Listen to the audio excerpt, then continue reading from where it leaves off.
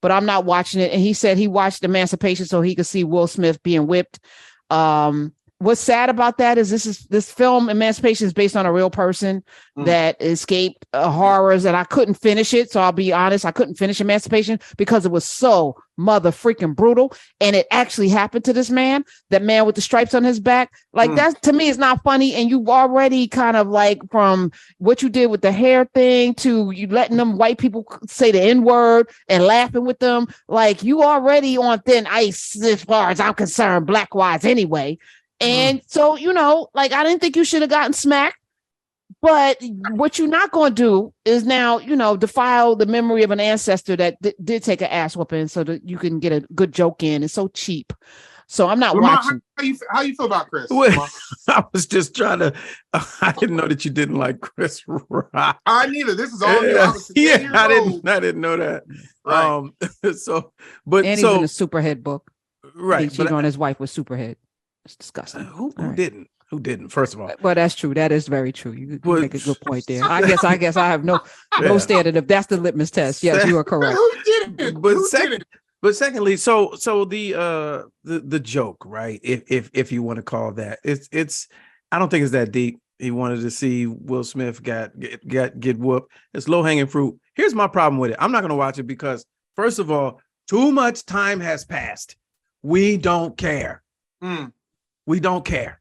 We moved on from the slap. Is that what you're saying? We have. Well, did we ever care though? We did. Or was that social? No. Did we care? We absolutely did. We care? Black people cared about the slap. I think we cared, but in a different way. I'm telling you, I had a whole Instagram thing about it where I simply just said, let black people deal with black people's business. Yeah, that was really what. But it divided Black America though on many levels for at least 60 days. At least 60 days. But now when we know that the majority of your special you're about to do is a lot of that, you should have addressed it then. Because now that you've waited to get a bag off of it, now we looking at you side eye. Now we're like, nah. Oh, wait.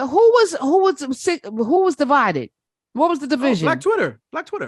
Black Twitter was That's divided. Its own nation. I must have my own Black Twitter because my Black Twitter was unanimous. Black Twitter, right? People that indigenous black people that have been to Twitter from the beginning. Foundational Black Twitter. They've been there since the beginning. It was divided down the middle. People saying that it was warranted, it wasn't warranted. The joke was, it was mean, it wasn't mean. But I think him doing the live show, I think it's more so they're trying to usher in some type of new special event format on Netflix. Mm-hmm. But yes, if it's live, so they leaked the joke today. So here's marketing. They leaked a joke to get you talking about, but it's going to be live. That's not comedy I want to see when you releasing joke number 11 so that people can talk about it. I don't like it.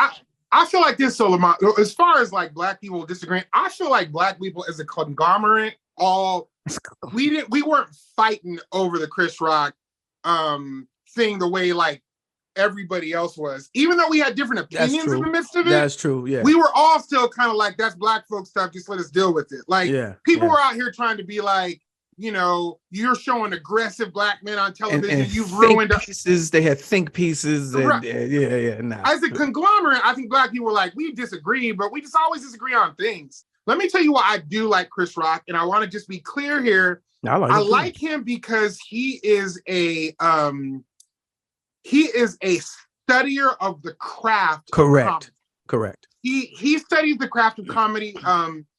In a way that very few people do. He respects the art. He understands the timing. He's somebody who could sit down and write a book on the craft of comedy. And for that, I appreciate him for the artistry of it. Now, as far as him as a person, I'll be real. I don't know the dude. All I know is that he has helped define a lot of what black comics do nowadays based on the fact that they are relying on his study of the craft. That's correct. But I feel you though, Karen. I'm not surprised you don't like Chris Rock. I'm very surprised. Yeah, I'm Team Malak. Anyway, Team who? Malak, his wife. Oh, okay. Yeah. Ooh, yeah. Much better human being.